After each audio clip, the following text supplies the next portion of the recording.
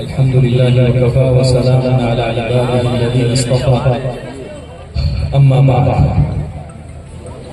سبحانك لا علم لنا إلا ما علمتنا إنك أنت العليم الحكيم.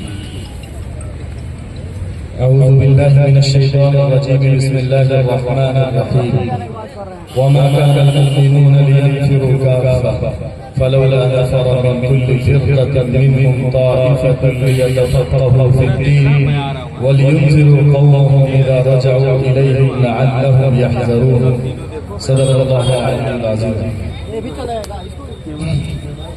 حضرات، جامعہ عثمان ابن عفان کے اس عظیم الشان جلسے میں اپنے آپ کو اس میں حاضر پا کر بہت خوش ہوں. میرے لیے یہ سعادت اور شرف بھی ہے. حضرات، اللہ تعالیٰ نے 1:45 میں اذان ہے اور 2 بجے جماعت ہوگی. آدھا گھنٹہ سے کچھ زیادہ ہمارے پاس ٹائم ہے. اب تشریف جی انشاءاللہ میں آپ کے سامنے انشاءاللہ 10-15 منٹ کچھ ضروری باتیں عرض کر لوں گا. پھر اس کے بعد قاضی صاحب ہیں انشاءاللہ وہ اپنی اختتامی بات کریں گے اور دعا بھی فرمائیں گے. اللہ تعالیٰ نے قرآن کریم میں یہ بات ارشاد فرمائی ہے کہ ایسا ہو نہیں سکتا، یہ ممکن ہی نہیں ہے کہ قبیلے کے بستی کے تمام لوگ اللہ کے راستے میں نکل جائیں. تو ایسا کیوں نہیں ہوتا کہ بستی کے کچھ لوگ مرکز اسلام کی طرف پلٹ کر آئیں اور وہاں پر دین میں تفقہ حاصل کریں، دین میں سمجھ حاصل کریں. پھر اس کے بعد مرکز اسلام سے جب فارغ ہو کر اپنی بستی میں جائیں تو وہاں پر لوگوں کو سمجھائیں. ہو سکتا ہے کہ لوگ بات مانیں اور سمجھ جائیں اور اللہ سے ڈر جائیں. اس آیت میں اللہ تعالیٰ نے مدارس کی اہمیت اور مرکز اسلام کی اہمیت کے بارے میں بہت اچھے طریقے سے یہ بات ہمارے سامنے رکھی ہے. چونکہ مولانا نے مجھے یہ حکم دیا کہ مدارس کی اہمیت پر آپ کو بات کرنی ہے، اس لیے کچھ ضروری باتیں آپ سے اسی بابت عرض کروں گا.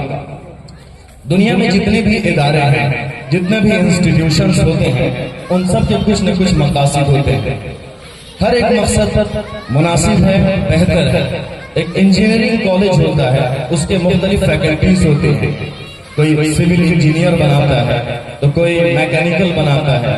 سول انجینئر جو انجینئر ہوتا ہے اس کا کام ہوتا ہے کہ کنسٹرکشن کے کام میں وہ اپنی مہارت اور اپنی صلاحیت لوگوں کے سامنے پیش کرے، وہ اپنی فنکاری سماج کے سامنے اور ملک کے سامنے رکھے. اسی طریقے سے ایک میکینیکل ہوتا ہے. بہت ساری چیزیں ہیں موٹر کے تعلق سے جو چیزیں بنائی جاتی ہیں اس میں ان انجینئرز کا کام ہوتا ہے. یہ ساری چیزیں مسلم ہیں، یہ اہمیت ہے، کسی کا انکار نہیں کیا جا سکتا ہے. ایگریکلچر ہوتا ہے، کھیتی باڑی کرنے میں، کاشتکاری کرنے میں، اس کے بارے میں لوگ سرچ کرتے ہیں، ریسرچ کرتے ہیں، تحقیق کرتے ہیں کہ کون سی چیز کب دی جائے، کس طریقے سے بہترین فصلوں کو تیار کیا جائے. اس کے بارے میں غور و خوض کرتے ہیں اور اس سے سماج کو زیادہ سے زیادہ فائدہ پہنچانے کی کوشش کی جاتی ہے. تو ان فیکلٹیز کی الگ الگ اہمیتیں ہیں، ان کی امپورٹنسز ہیں. اسی طریقے سے مدارس کی بھی ایک اہمیت ہے. وہ اہمیت ایسی ہے کہ جس کا انکار ہم نہیں کر سکتے ہیں. اس اہمیت کو ہمیں ماننا چاہیے. اللہ تعالیٰ نے حضرت محمد صلی اللہ علیہ وسلم کو اس دنیا کے انسانوں کو ایک بہترین تہذیب و تمدن اور بہترین ثقافت اور کلچر سے آراستہ کرنے کے لیے بھیجا. مدارس کے مقاصد بھی یہی ہوتے ہیں کہ یہاں سے جو لوگ تیار کیے جائیں وہ لوگ ایسے ہوں کہ سماج کو ایک بہترین سماج بنا سکیں. ان کو ایسی تعلیم دی جائے کہ وہ سماج میں جب جائیں تو ان کے ذریعے سے بہترین اخلاق والے، بہترین کردار والے، اچھے اور بلند جو صفات والے انسان ہوتے ہیں ویسے لوگوں کو تیار کیا جائے. یہ مدارس کی اہمیت ہے اور اسی کام کے لیے مدارس بھی وجود میں آتے ہیں.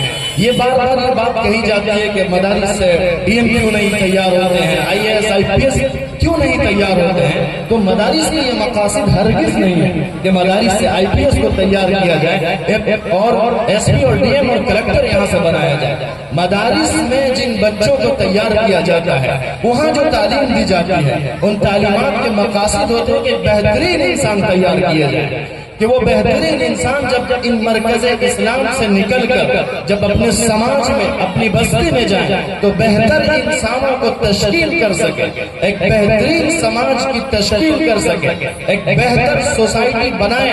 یہ مدارس کی ذمہ داری ہوتی ہے۔ مدارس میں جو تعلیم دی جاتی ہے وہ اسی بابت ہوتی ہے، ایک انسان کو کس طریقے سے ہونا چاہیے، ایک انسان سماج میں کس طریقے سے رہے، کس طریقے سے دوسروں کے ساتھ اس کا بیہیو ہو، کس طریقے سے وہ لوگوں سے باتیں کرے، اپنے خاندان کے لوگوں کے ساتھ اس کے معاملات کیسے ہونے چاہیے۔ سماج کا اگر وہ ایک فرد ہے تو ایک سماج کے بنانے میں اس کا کیا کردار ہو سکتا ہے، اس کے بارے میں اس کی تیاری ہوتی ہے۔ اس اعتبار سے اس کو تیار کیا جاتا ہے۔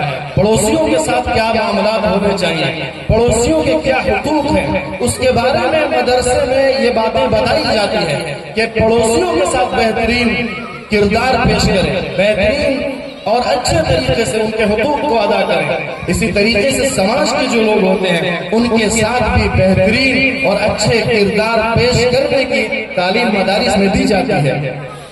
سماج کی مختلف اکائیاں ہوتی ہیں، ان میں سب سے پہلا ایک فرد ہوتا ہے۔ ایک فرد، ایک انسان جب بہتر بنے گا تو سماج کی عمارت بھی مضبوط بنے گی۔ سماج کی اینٹ ایک ایک فرد ہے، ایک ایک انسان ہے۔ ایک انسان سماج کا جب اچھا بنے گا تو سماج کی وہ عمارت بھی بہتر بنے گی۔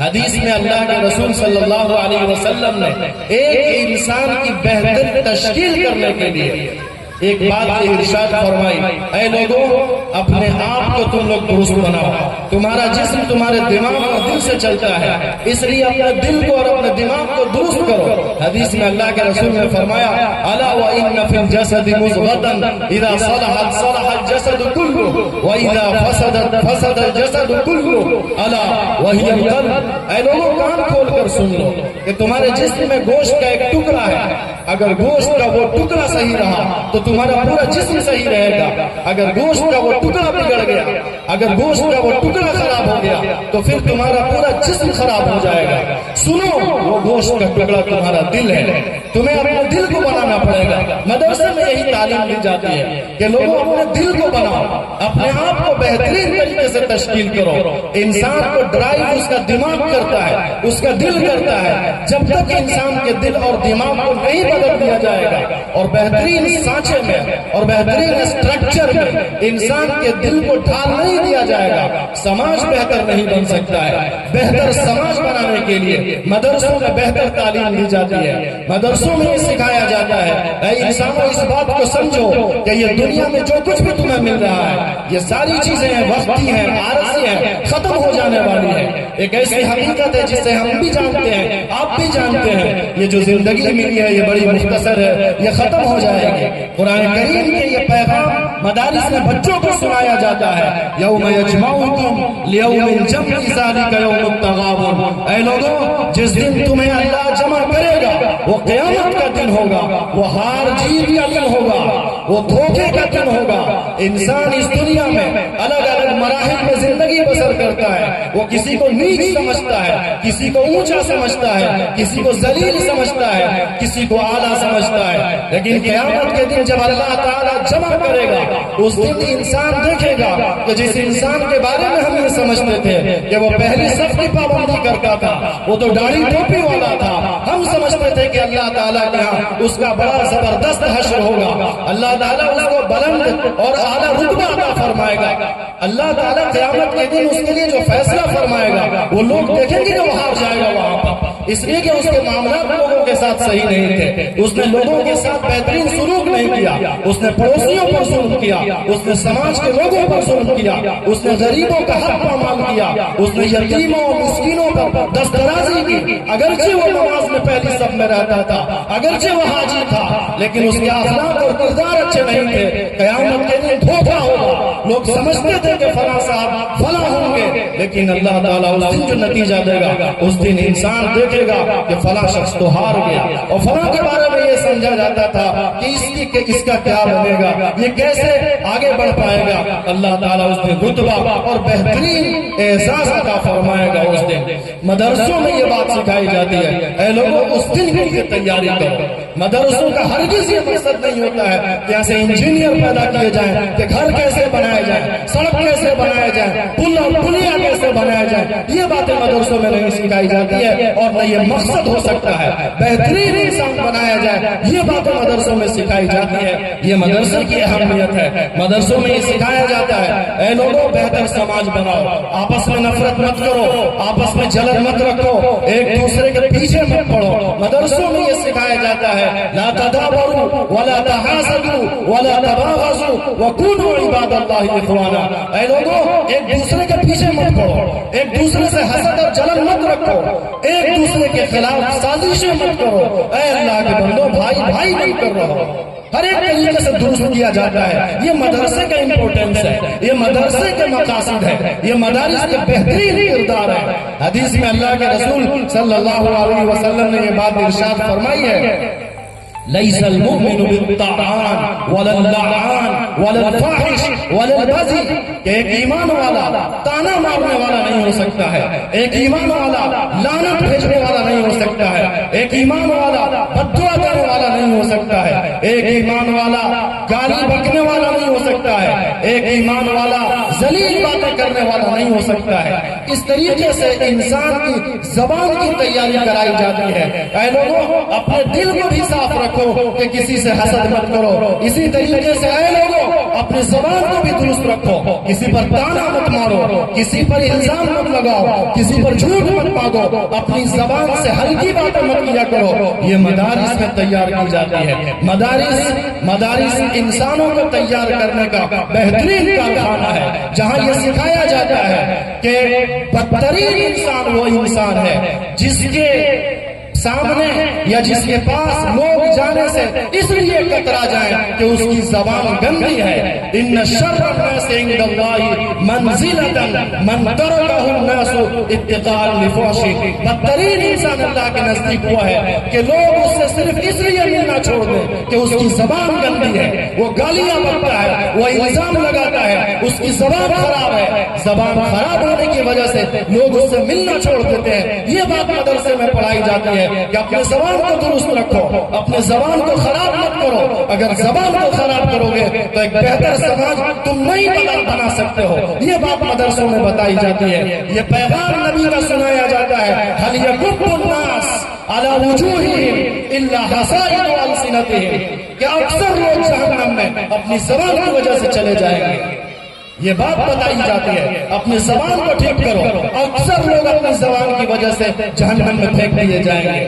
اور اس طریقے سے صرف اتنا ہی نہیں کہ زبان کو درست کرنا سکھایا جاتا ہے، مدرسوں میں یہ سکھایا جاتا ہے کہ اے لوگوں بہترین کردار اختیار کرو، روشن کردار بناؤ، شریفانہ اور بہترین اخلاق کے کردار کے اپنے آپ کو اس کا حامل بناؤ، اپنے اخلاق اور کردار سے کسی کو تکلیف مت پہنچاؤ، اس لیے کہ اگر تم کسی پر ظلم کرو گے، کسی کو تکلیف دو گے تو یہ وہ بڑا گناہ ہے کہ اگر جب تک وہ مظلوم انسان تمہیں معاف نہیں کر دے گا، اللہ تعالیٰ معاف کرنے والا نہیں ہے۔ والذین یؤذون المؤمنین والمؤمنات بغیر ما اکتسبوا فقد احتملوا بہتانا واثما مبینا، وہ لوگ جو ایمان والے مرد کو اور ایمان والی عورتوں کو تکلیف پہنچاتے ہیں، ناحق تکلیف پہنچاتے ہیں، وہ اپنے اوپر جھوٹ اور کھلے ہوئے گناہ کا بوجھ اٹھاتے ہیں۔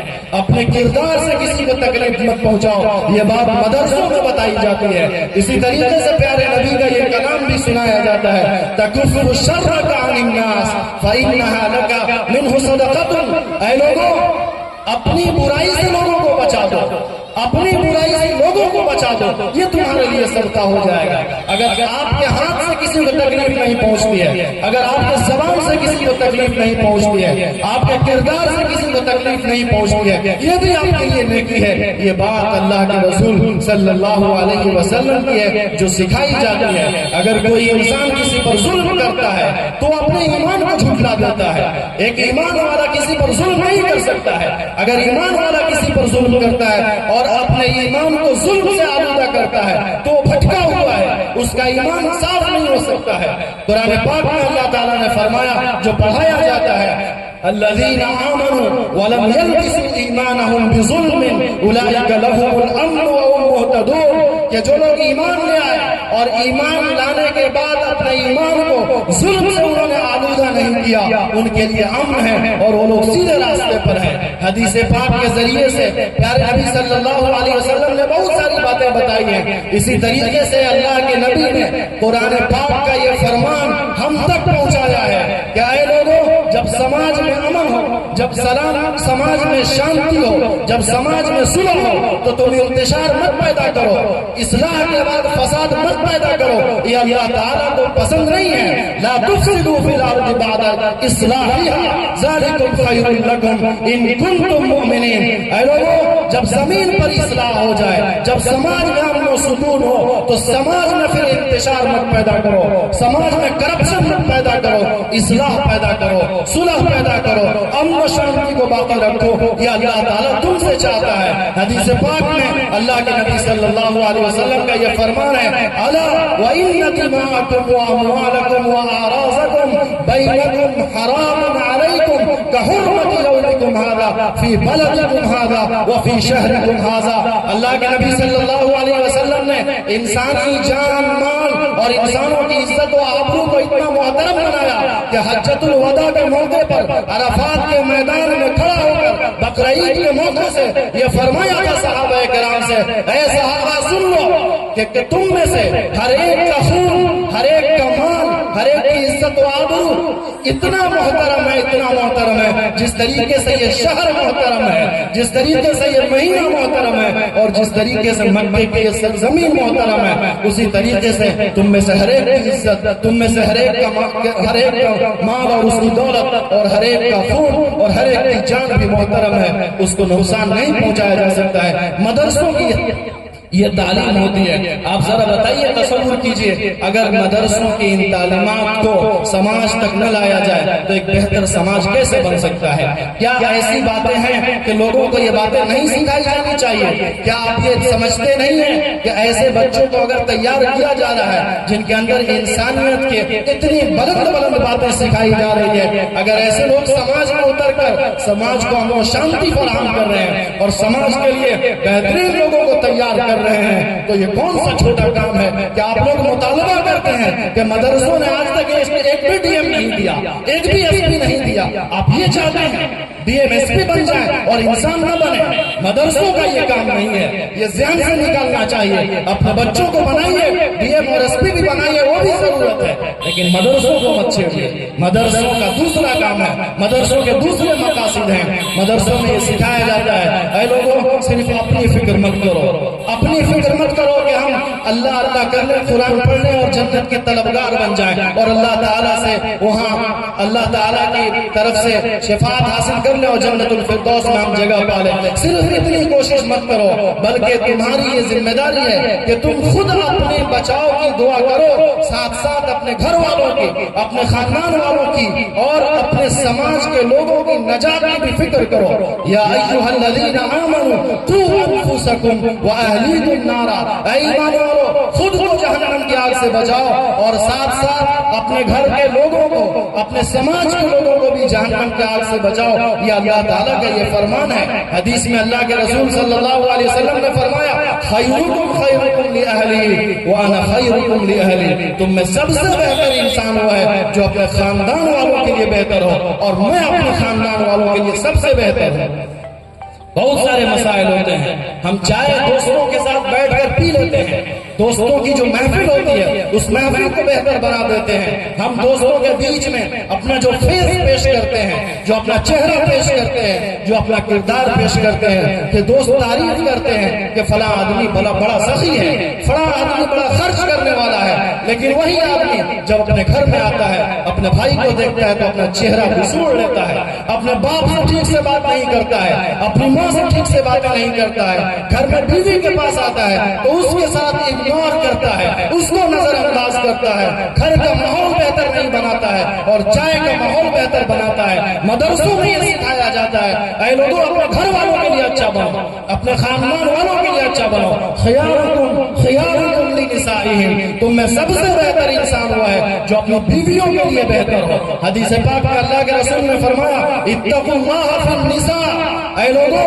اپنی بیویوں کے سلسلے میں اللہ سے ڈرو، ان پر ظلم مت کرو، ان کو اگنور مت کرو، ان کو نظر انداز مت کرو، اس لیے کہ تم نے اللہ کی امانت کے طور پر ان کو حاصل کیا ہے اور اللہ کے کلمے پر، اللہ کے کلمے کے نام پر تم نے اپنی بیویوں کو حلال کیا ہے، اس لیے اللہ کی اس امانت کو نقصان مت پہنچاؤ، اس رشتے کو مت نقصان پہنچاؤ۔ یہ سکھایا جاتا ہے، یہ مدرسوں کی تعلیم ہوتی ہے۔ ساتھ ساتھ مدرسوں میں یہ سکھایا جاتا ہے اے لوگوں اپنی اولاد کی فکر کرو، اپنی اولاد کی بہترین تربیت کرو، انہیں بہترین اور اچھی تعلیم دو۔ حدیث میں اللہ کے رسول صلی اللہ علیہ وسلم نے یہ بات ارشاد فرمائی ہے کفا بالمرء اثما ان یصیع من یقول، آدمی کا گنہگار ہونے کے لیے اتنا ہی کافی ہے کہ اللہ تعالیٰ نے جس اولاد کی روزی روٹی کا ذمہ دار اس کو بنایا ہے اسی کو وہ ضائع کر دے۔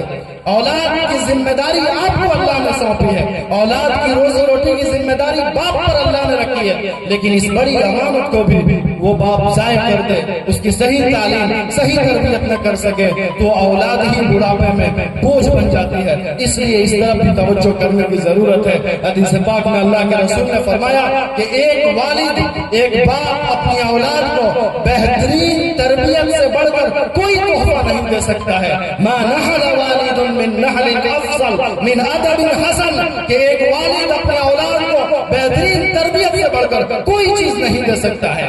اسی طریقے سے مدرسوں میں یہ بات سکھائی جاتی ہے اے لوگوں صرف ماں باپ کے ساتھ، چند لوگوں کے ساتھ ہی اپنے رشتوں کو استوار مت رکھو، بلکہ یہاں تک کہ فرما دیا کہ جو لوگ یہ چاہتے ہیں کہ ان کی روزی روٹی میں برکت ہو، جو یہ چاہتے ہیں کہ ان کی عمر میں برکت ہو، ان کو یہ کرنا چاہیے کہ رشتوں کو جوڑنا چاہیے، رشتوں کو توڑنا نہیں چاہیے۔ یہی کہا جاتا ہے من احب ان یبسط له فی رزقه ویوسع له فی اثره فلیصل رحمہ، تم میں سے جو یہ چاہتا ہے کہ اس کی عمر میں بڑھوتری ہو جائے، تم میں سے جو یہ چاہتا ہے کہ روزی روٹی میں برکت ہو جائے، اسے اپنے رشتہ داروں کا خیال رکھنا چاہیے اور رشتوں کو جوڑنا چاہیے، رشتوں کو توڑنا نہیں چاہیے۔ یہ اللہ کے رسول صلی اللہ علیہ وسلم کی بڑی باتیں ہیں اور بہترین باتیں ہیں، بہترین تربیت کی باتیں ہیں جو لوگوں کو سکھائی جاتی ہے۔ ساتھ ساتھ اللہ تعالیٰ نے قرآن پاک میں سماج کے لیے بہترین باتیں اس طریقے پر ارشاد فرمائی ہے اے لوگوں اپنے رشتہ داروں کا بھی خیال رکھو۔ رشتہ دار ایک اپنا قریبی رشتہ دار ہوتا ہے، ایک رشتہ دار وہ ہوتا ہے جو اجنبی رشتہ دار ہو جاتا ہے، اور ایک عارضی یا مسافر رشتہ دار ہوتا ہے۔ سب کا خیال رکھنے کا حکم اللہ تعالیٰ نے قرآن کریم میں فرمایا ہے، سب کا، آپ کا جو رشتہ دار پڑوسی ہے اس کا بھی خیال رکھیے۔ اجنبی پڑوسی ہے، لوگ شہروں میں رہتے ہیں، فلیٹ میں رہتے ہیں، آپ کہیں کے ہیں، بغل والا کہیں کا ہے، لیکن وہ بھی آپ کا پڑوسی ہے، اجنبی پڑوسی ہے، اس کا بھی خیال رکھیے۔ اور اسی طریقے سے آپ سفر کرتے ہیں، بس میں سفر کرتے ہیں، آٹو میں سفر کرتے ہیں، ٹرین میں، جہاز میں سفر کرتے ہیں، آپ کے بغل میں بیٹھنے والا آپ کا جو پڑوسی ہوتا ہے اس کے حقوق کا خیال رکھنا بھی بڑا ضروری ہے۔ بہت سارے لوگ ٹرینوں میں سفر کرتے ہیں، بسوں میں سفر کرتے ہیں، موبائل تیز بجانے لگتے ہیں، بغل کا پڑوسی تکلیف میں پڑ جاتا ہے، لوگ زور زور سے موبائل بجاتے ہیں، بغل کا پڑوسی جو آپ کے ساتھ بیٹھا ہوا ہوتا ہے اسے تکلیف محسوس ہوتی ہے۔ کوئی آدمی ہارٹ کا مریض ہوتا ہے، اسے وہ چیز مصیبت بن جاتی ہے، لیکن لوگ اس کا خیال نہیں رکھتے ہیں۔ مدرسوں میں یہ سکھایا جاتا ہے کہ ان سب کے حقوق کا خیال رکھو، واعبدوا اللہ ولا تشرکوا به شیئا وبالوالدین احسانا وبذی القربى والیتامى والمساکین والجار ذی القربى والجار الجنب والصاحب بالجنب وابن السبیل وما ملکت ایمانکم۔ اے لوگوں، اللہ کی عبادت کرو، اس کے ساتھ کسی کو شریک مت ٹھہراؤ، والدین کے ساتھ اور پڑوسیوں کے ساتھ اور یتیموں کے ساتھ، مسکینوں کے ساتھ، رشتہ دار پڑوسیوں کے ساتھ، اجنبی پڑوسیوں کے ساتھ اور عارضی پڑوسی کے ساتھ، یتیموں کے ساتھ، مسکینوں کے ساتھ اور باندیوں کے ساتھ، غلاموں کے ساتھ حسن سلوک کیا کرو، بہترین کردار پیش کیا کرو۔ یہ بات مدرسوں میں پڑھائی جاتی ہے۔ مدرسوں کا یہی مقصد ہے کہ بہترین سماج تیار کیا جائے، بہترین سوسائٹی کریٹ کی جائے اور وہاں سے ہر طرح کی گندگی کو نکال دیا جائے کہ جس کی بنیاد پر لوگ ایک دوسرے سے پریشان ہوں۔ حدیث پاک میں اللہ کے رسول صلی اللہ علیہ وسلم نے اس انسان کے بارے میں یہ فرمایا، واللہ لا یؤمن من لا یعمل جارہ بوائقہ۔ وہ انسان مکمل ایمان والا نہیں ہو سکتا ہے، اس آدمی کا ایمان مکمل نہیں ہو سکتا ہے کہ اس کے برائی سے اس کا پڑوسی محفوظ نہ رہ سکے۔ ایک حدیث میں اس طریقے سے اللہ کے رسول نے فرمایا، لیس المؤمن الذي یشبع وجارہ جائع الی جنبہ۔ وہ ایمان والا نہیں ہو سکتا ہے کہ وہ پیٹ بھر کر کھائے اور اس کا پڑوسی بغل میں بھوکے سو جائے، وہ ایمان والا نہیں ہو سکتا ہے۔ یہ تعلیم دی جاتی ہے، یہ امپورٹنس ہے مدرسوں کا، مدارس کا، اس لیے اس کا خیال رکھیں۔ ایک حدیث میں اللہ کے رسول صلی اللہ علیہ وسلم نے فرمایا کہ حضرت جبرائیل مجھے بار بار پڑوسیوں کے بارے میں اتنی تاکید کرتے تھے، اتنی تاکید کرتے تھے پڑوسیوں کے حقوق کے بارے میں، پڑوسیوں کی عزت کے بارے میں، پڑوسیوں کے احترام کے بارے میں، کہ میں نے تو یہ سمجھ لیا، مجھے ایسا لگا کہ شاید اللہ تعالیٰ پڑوسیوں کو بھی جائیداد میں وارث نہ بنا دے۔ ما زال جبرائیل یوصینی بالجار حتی ظننت انہ سیورثہ۔ اس طریقے سے باتیں بتائی جاتی ہیں، پڑھائی جاتی ہیں۔ اس لیے مدرسوں کے ان کردار کو سمجھنے کی ضرورت ہے۔ جو چیز جس چیز کے لیے ہے اسی کے لیے رکھا جائے، اسی کے لیے اس کو مکمل کیا جائے، نہ کہ ادھر ادھر بانٹ کر اس کو تقسیم کر کے آدھا تیتر آدھا بٹیر کر دیا جائے کہ نہ یہ کام مکمل ہو سکے نہ وہ کام مکمل ہو سکے۔ اگر کالج میں حافظ اور مولانا بنانا شروع کر دیں تو گھر بنانے والا پھر کون معمار نکلے گا، کون انجینئر نکلے گا جو بہترین پل بنا دے گا۔ اگر کھیتی کے بارے میں پڑھنے والے وہ سائنس پڑھنے والے نوجوانوں کو اگر ہم مولانا بنانا شروع کر دیں تو کھیتی کے بارے میں کون ریسرچ کرے گا؟ اس لیے ہر ایک کا کام الگ الگ ہے، ہر ایک کو اپنے فیلڈ میں، اپنی فیکلٹی میں کمال حاصل کرنے کی ضرورت ہے۔ ہم سماج کے لوگوں کی یہ ذمہ داری ہے، ہماری یہ ذمہ داری ہے اور واجبی ذمہ داری ہے کہ ہر ایک کو ہر فیلڈ میں تعاون کریں۔ مدرسے والوں کی بھی تعاون کی ضرورت ہے۔ جس طریقے سے آپ اپنے بچوں کو یونیورسٹیز میں اور کالجز میں بھیج کر اس کالج کو مضبوط کرتے ہیں، اسی طریقے سے مدرسوں کی بھی تعاون کی ضرورت ہوتی ہے۔ مدرسوں میں ایسا تو نہیں ہوتا ہے کہ آسمان سے بچے آ کر پڑھنے لگیں گے، وہ اسی سماج کے بچے ہوں گے جو مدرسوں میں آ کر پڑھیں گے۔ آپ کا تعاون یہ بھی ہونا چاہیے کہ مدرسوں میں اپنے بچوں کو بھیجیے، پھر اس مدرسے کے چلانے میں، اس ادارے کے چلانے میں جو دقتیں آتی ہوں گی وہ سماج کی اور بستی کی ذمہ داری ہوتی ہے کہ وہاں ان دقتوں کو ختم کر دیا جائے، ڈیفیکلٹیز کو سالو کیا جائے، یہ سب کی ذمہ داری ہوتی ہے۔ بس وقت ختم ہو رہا ہے، ہم اللہ تعالیٰ سے دعا کرتے ہیں کہ اللہ تعالیٰ ہم سبوں کو کہنے سننے سے زیادہ عمل کی توفیق عطا فرمائے اور اس مدرسے کو دن دوگنی رات چوگنی توفیق ترقی عطا فرمائے۔ وآخر دعوانا الحمدللہ رب العالمین۔